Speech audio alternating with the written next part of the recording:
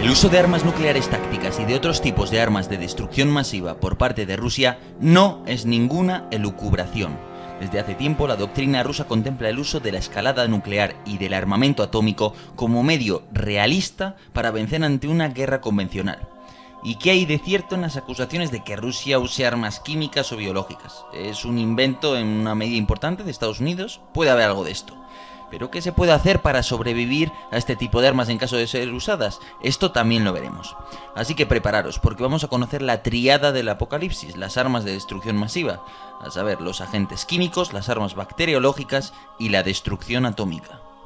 En este vídeo vamos a conocer las armas biológicas, químicas y nucleares con las que podría contar Rusia, y vamos a comprender de qué manera esperarían los rusos tener que utilizarlas y en qué casos llegarían a utilizarlas. Y por último veremos cómo se defiende uno de ellas, qué se puede hacer, puesto que se pueden hacer muchas cosas. Así que bienvenidos a todos los que formáis parte de la comunidad de asuntos militares en español. Yo soy Yago Rodríguez y ahora comenzamos.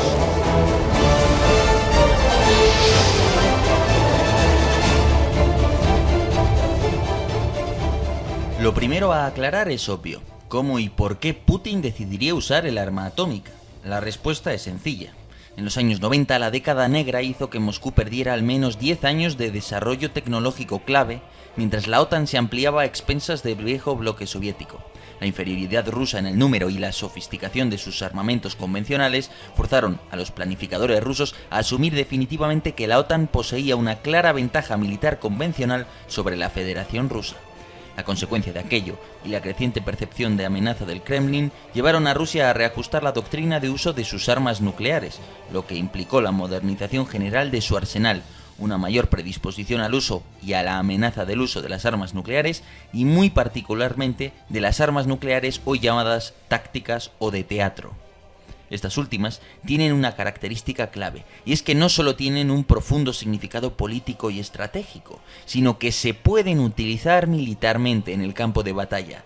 Destruyen mucho, pero no todo, por eso se las puede usar. En última instancia, son estas armas nucleares las que permitirían a Rusia convertir una potencial derrota convencional en una victoria. Claro, recordemos que en última instancia Rusia ha perdido una serie de décadas debido a la caída del muro. Recordemos que Rusia en última instancia, pues en ese sentido no ha tenido una industria de defensa tan potente como la de Estados Unidos y Europa unidas bajo la OTAN. Por tanto, Rusia ha sentido, en cierto sentido, que desde el punto de vista de una guerra convencional estaba en cierta inferioridad.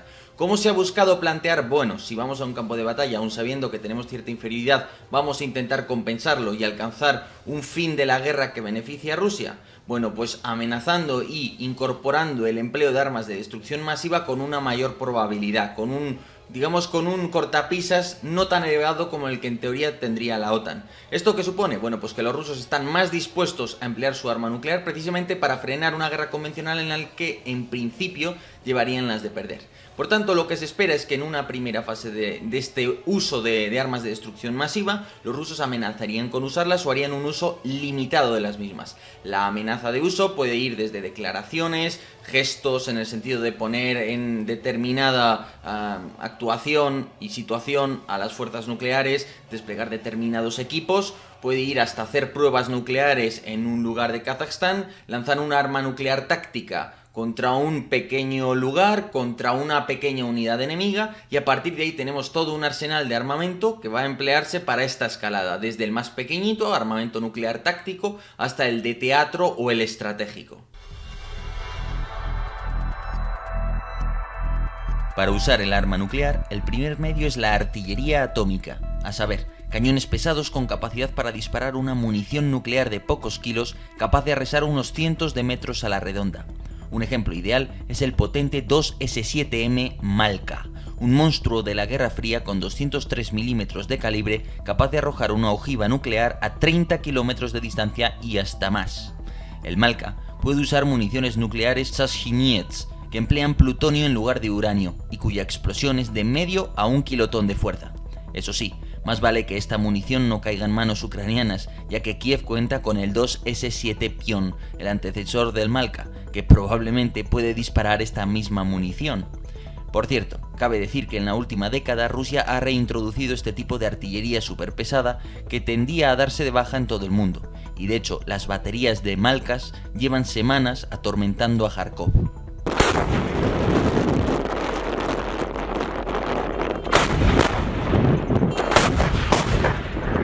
Los documentos estadounidenses no reflejan un claro conocimiento de lo que dispone en materia de artillería nuclear Rusia. Sabemos que históricamente la Unión Soviética ha fabricado municiones nucleares para los típicos calibres de la artillería de ese país. Hablamos del 203 milímetros, hablamos del 152 milímetros, entre otros. Sin embargo, teóricamente el grueso de ese stock de artillería nuclear habría sido destruido, pero existe la posibilidad de que queden algunas cantidades. Por ejemplo, en un informe al Congreso, los estadounidenses hablaban de hasta 70 ojivas que incluían, entre otras categorías, posible artillería nuclear. A partir de ahí, ¿cómo se emplea la artillería nuclear? Bueno, pues lo bueno que tiene es que deja relativamente poca radiación.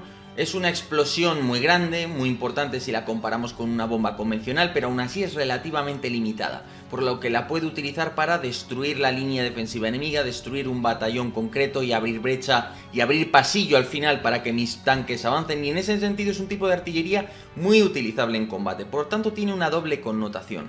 Tiene la connotación del mensaje estratégico de emplear un arma nuclear, pero también tiene utilidad táctica. No es como las grandes bombas nucleares que en cuanto las lanzas ya estás entrando de lleno en una escalada nuclear sumamente autodestructiva, sino que estas sí que las puedes usar militarmente y tener cierta esperanza de contener esa escalada y evitar que llegue a más. Aunque naturalmente, como emplees este tipo de armas, la comunidad internacional, ya incluso países como China, pueden llegar a imponerte fuertísimas sanciones. Tras la artillería táctica nuclear, nos encontramos con el armamento nuclear de teatro, y muy especialmente con los misiles Iskander, que con un alcance de unos 500 kilómetros pueden portar una ojiva nuclear con varios centenares de kilos de explosivo atómico. Estas armas, aunque no son los grandes misiles nucleares, tienen suficiente poder destructivo como para acabar con una ciudad de tamaño medio, y suponen una escalada estratégica superior al de la artillería nuclear. Por no decir que los Iskander-M representan el núcleo de todo despliegue militar ruso. Su principal ventaja respecto a los viejos Tochka y Scud de la Guerra Fría es que los Iskander tienen un error circular de probabilidad de apenas unas decenas de metros, una imprecisión que se compensa sobradamente gracias al radio del explosivo atómico. Por último, encontraríamos las armas estratégicas nucleares, aquellas que tienen una capacidad especialmente contravalor. Son la última línea disuasoria, porque este es el tipo de misil que sí va a estar encargado de destruir ciudades, de arrasar la civilización, entre comillas, que no sería así exactamente, pero bueno, que son sumamente destructivos. Aquí encontramos los Topol, los Topol-M, los Yars, en el futuro los Sarmat. Se trata de enormes misiles balísticos intercontinentales que cruzarían el Polo Norte en dirección a Estados Unidos, o quizás también podrían dirigirse a China, ciertamente. Se llevan en unos gigantescos camiones y se caracterizan además porque llevan múltiples vehículos de reentrada. ¿Qué es esto? Bueno, básicamente en la trayectoria balística el misil se eleva y cuando, digamos, empieza a caer, suelta una serie de cabezas, de tal manera que de un solo misil salen múltiples armas nucleares, ojivas nucleares, que se dirigen cada una a un blanco distinto a una velocidad enorme. Por eso además son unos misiles que multiplican por tu fuerza, porque con menos misiles tienes muchas más cabezas nucleares, y además es mucho más difícil de interceptar ese elevado número de cabezas nucleares. De ahí la amenaza que suponen. Esta es la clave de bóveda de la estrategia rusa, es lo que le impide en última instancia a la OTAN y a Estados Unidos intervenir de ninguna manera en la guerra de Ucrania. Y junto a las armas de teatro, pues cumplen una función clave para los rusos. Fijaros en esta cuestión, las armas nucleares nunca se han usado desde Hiroshima y Nagasaki, y sin embargo todos notamos como tienen un peso enorme. Esto es emplear la herramienta militar sin tener que usarla. Cuando se alerta desde la OTAN o Estados Unidos de que el uso de armas químicas por parte de Rusia tendrá consecuencias, surge una pregunta. Si el arsenal químico ruso fue destruido oficialmente por la Organización para la Prohibición de las Armas Químicas en 2017, tras declararse una serie de stocks aprobados en una medida importante por Estados Unidos, ¿de dónde iba a sacar su munición Rusia? Caben pocas explicaciones. Una es que Rusia haya logrado escapar a todo espionaje y tenga almacenado un stock secreto de munición química en forma de cohetes de artillería, proyectiles y bombas de aviación. La otra es que el régimen de Bashar al-Assad haya transferido una parte de su arsenal de armas químicas a Rusia, en cuyo caso el gas cloro sería probablemente el principal agente químico. Por suerte, este es un agente químico primitivo contra el que funcionan incluso ciertas mascarillas improvisadas. Por último, es cierto que en 2018 la inteligencia rusa hirió al exagente doble ruso Skripal y a algunos de sus familiares, y está confirmado por la OPAC y por los laboratorios del ejército alemán que se usó Novichok. Si bien en la historia de los servicios secretos el uso de agentes incapacitantes y otros tipos de armas químicas o biológicas con fines de asesinato es relativamente común, estos tipos de armas apenas se exigen de un laboratorio y profesionales bien instruidos. Por contra, la producción militar masiva de armas químicas exige complejos fabriles e importaciones fáciles de detectar para los medios de inteligencia de un país como Estados Unidos. Una última nota respecto a este tema es que en 2017, aunque oficialmente se concluyó la destrucción del arsenal químico ruso, los estadounidenses emitieron una nota aclarando que ellos no podían verificar completamente la destrucción de la totalidad de dicho arsenal.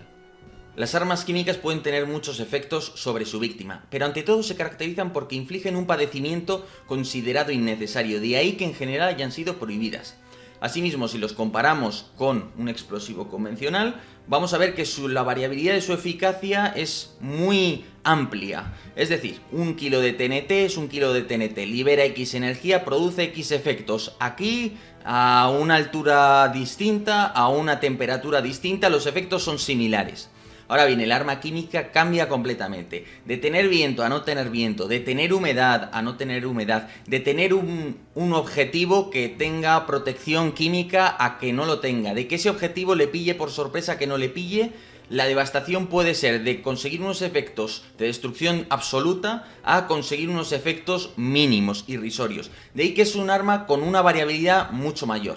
¿Cuándo es útil el arma química? Primero, cuando lo utilizas por primera vez por sorpresa tiende a ser muy útil, porque normalmente debido a que no se emplea en las guerras, los ejércitos no están preparados contra ellas, no hay costumbre de realizar ejercicios de guerra química y por tanto tienen esa eficacia añadida. Asimismo pueden ser útiles si se combinan con explosivos convencionales. Por ejemplo, en la Primera Guerra Mundial, algunos de los artilleros alemanes más ingeniosos de la época aprendieron a aislar el campo de batalla, a compartimentarlo mediante una mezcla de fuego de artillería y empleo de gases químicos. Asimismo, hay otros modos de usarlo, por ejemplo, contra fortificaciones. Es decir, allí donde necesitarías un montón de proyectiles de alto explosivo con una gran capacidad para destruir una red de fortificaciones, los gases lo único que hacen es entrar en ellas y en cuanto uno lo aspira o entra en contacto con ellos por distintas vías, pues cae enfermo y puede llegar naturalmente a perecer. En cuanto al método de diseminación, usualmente va a ser mediante proyectiles de artillería. Teóricamente también se puede hacer por bombas de aviación, pero lo usual va a ser que lo encontremos en proyectiles de artillería que además se van a caracterizar por tener una banda roja. Los agentes químicos se caracterizan de ese modo en las municiones por una serie de códigos de colores. Bueno, pues los rusos, cuando es una banda roja en torno al proyectil, es un agente nervioso concretamente. En caso de contar con reservas secretas de munición química, el candidato más probable sería el agente nervioso Novichok, una versión muy evolucionada a partir del agente VX soviético que a su vez se basaba en el agente VX inglés. El Novichok se contiene en municiones binarias, en las que el catalizador y la sustancia se almacenan por separado y solo se mezclan al momento de la detonación, cuando se fusionan y dan lugar al agente nervioso como tal. La ventaja de la munición química binaria respecto a sus predecesoras es que se puede almacenar y manipular con seguridad y sin temor a las fugas, ya que mientras los componentes no se mezclen, todo está bien. El Novichok se disemina en forma de aerosol, como si se tratara de una finísima lluvia. Desgraciadamente no tiene olor, por lo que puede llegar sin ser detectado, al contrario de lo que sucedería con otros gases como el gas cloro. Esto es, al menos hasta que los síntomas están avanzados o quizás hasta que se percibe a través del tacto y las mucosas. Demasiado tarde, probablemente, debido a la alta letalidad del mismo. Su eficacia pasa por desordenar el sistema nervioso central, ya que provocan una alteración en el orden natural de las enzimas, provocando el caos del organismo al gestionar el buen funcionamiento de la respiración en los pulmones, el bombeo del corazón o el movimiento de los músculos.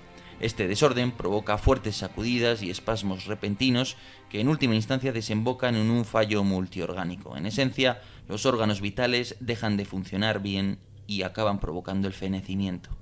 ¿Cómo nos enfrentamos a un agente nervioso como este? Bueno, pues básicamente hay dos tipos de medidas. Medidas preventivas y medidas correctivas, vamos a decirlo así. Las preventivas pasan por eso, por tener un sistema de alerta que me avise, me vaya indicando de cuándo el enemigo se está preparando para un ataque químico. Por ejemplo, observando los tipos de municiones que llegan, yo puedo saber si el enemigo está preparando una acción de este tipo. Por tanto, tengo que tener a mi gente dedicada a eso, una serie de recursos dedicadas a alertarme de esto. Porque así voy a poder prepararme con más tiempo, retirar a tropas de una zona si preveo que pueda ser atacada, equiparla. Y aquí entraríamos ya con las medidas correctivas, con el material adecuado. El material adecuado al final son trajes de guerra química, máscaras antigas, muy importante, con los filtros adecuados y que no estén caducados. Y a ser posible también con botellas de agua que yo pueda conectar a la máscara sin tener que quitármela. Este tipo de medidas van a ayudar a mis soldados a poder aguantar más y mejor este tipo de ataques. Aunque naturalmente el ataque químico de por sí pues es tremendamente problemático y duro de enfrentar. Además hay otros elementos, como las inyecciones de atropina, que nuevamente hay que decir que por el modo en que afecta al sistema nervioso el empleo de agentes nerviosos precisamente, pues no es tan sencillo como inyectarte algo y curarte, pero dentro de que no hay nada mejor, una inyección de atropina a tiempo frente a un agente nervioso puede llegar a salvar la vida del soldado, lo que no implica que después de esa inyección vaya a estar en plenas facultades dependiendo de la dosis del agente nervioso que haya entrado, digamos, en su organismo. Por último encontramos las armas biológicas, a las que didácticamente podemos distinguir entre reproductivas y no reproductivas. Reproductivas serán aquellas con capacidad para reproducirse y provocar una epidemia. Dadas las condiciones de globalización de la economía mundial, su uso es cuando menos autodestructivo, por mucho que en teoría se pueden explotar rasgos genéticos únicos en ciertos grupos humanos. En el caso de las armas bacteriológicas no reproductivas, históricamente han sido poco útiles, principalmente debido a las graves dificultades para diseminarlas. Al fin y al cabo, como se trata de bacterias vivas, lanzarlas desde un cañón o utilizar un pequeño explosivo para abrir su cápsula al activar la espoleta tiende a acabar con la población de bacterias. Asimismo, para diseminarlas mediante aeronaves son necesarios muchos litros, volar bajo y arriesgar la aeronave a un probable derribo. Los drones además son demasiado pequeños y no tienen capacidad para diseminar todo ese contenido. Por no hablar de que los tiempos necesarios hasta que producen efectos son demasiado largos. Es decir, que se trata de armas tácticamente poco útiles, aunque en ciertos asedios se pueden llegar a introducir enfermedades naturales de manera forzada para dañar a los asediados, por ejemplo. Con todo, es muy improbable que veamos el uso de este tipo de armas, desde luego. Pero ante todo, recordad, incluso cuando veis un viejo blindado, como por ejemplo este BMP-2 de los años 70 que aparece tan herrumbroso, tan antiguo, y aunque veáis que por dentro puede aparecer nuevamente tan antiguo, aquí lo veis por dentro, todos estos blindados están preparados para resistir explosiones nucleares a cierta distancia y salvar al vehículo. A una mayor distancia también salvan a la tripulación y en todo caso están listos para aislarse, creando una sobrepresión en el compartimento de combate y evitando así que toda clase de agentes biológicos o químicos puedan entrar dentro del vehículo.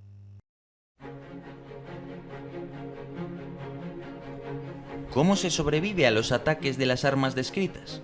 Este campo se conoce como NBQR e incluye todas aquellas medidas activas y pasivas para sobrevivir a las armas nucleares, biológicas, químicas y radiológicas. Contra todas ellas, sobre todo si se está cerca de su lugar de activación, será conveniente contar con trajes protectores adecuados. Habrá que cubrir cara, manos y hasta pies con la indumentaria adecuada, prestando especial atención a sellar las junturas de la ropa, donde se unen las mangas y los guantes, los pantalones y las botas, la capucha y la cara. Para el caso de explosiones atómicas, se pueden usar recubrimientos de plomo y otros materiales contra la radiación, pastillas de yoduro de potasio para eliminar ciertos tipos de radiación del tiroides y otras partes del cuerpo tendentes a acumular radiación, y además se pueden usar duchas descontaminantes para crear zonas seguras o de tratamiento. Pero para sobrevivir a la explosión nuclear como tal, hay que enfrentarse a ella casi como si fuera una bomba más. Cuanto más debajo de la tierra, mejor, y cuantos más obstáculos naturales, montañas sobre todo, mejor. De hecho, cuidado con las masas de agua evaporizadas porque luego caen de nuevo en forma de lluvia radioactiva. De ahí que la explosión atómica cerca de un gran río o del mar tiene cierto peligro adicional. Esto entre otras cuestiones, claro, pero ya dedicaremos un vídeo específico a ello. Pero bueno, eso ha sido todo, espero que os haya resultado interesante este, pequeño resumen de las armas de destrucción masiva en Ucrania, cómo podrían operar, cómo podrían ser empleadas, centrándonos sobre todo en el caso ruso. Ya haremos otro vídeo dedicándonos al sector, digamos, estadounidense. Pero bueno, a partir de ahí espero que os haya resultado esclarecedor y suficientemente interesante. Esperemos, como siempre digo, que esta guerra acabe lo antes posible, como es natural. Y nada, muchísimas gracias a todos por estar ahí y hasta otra.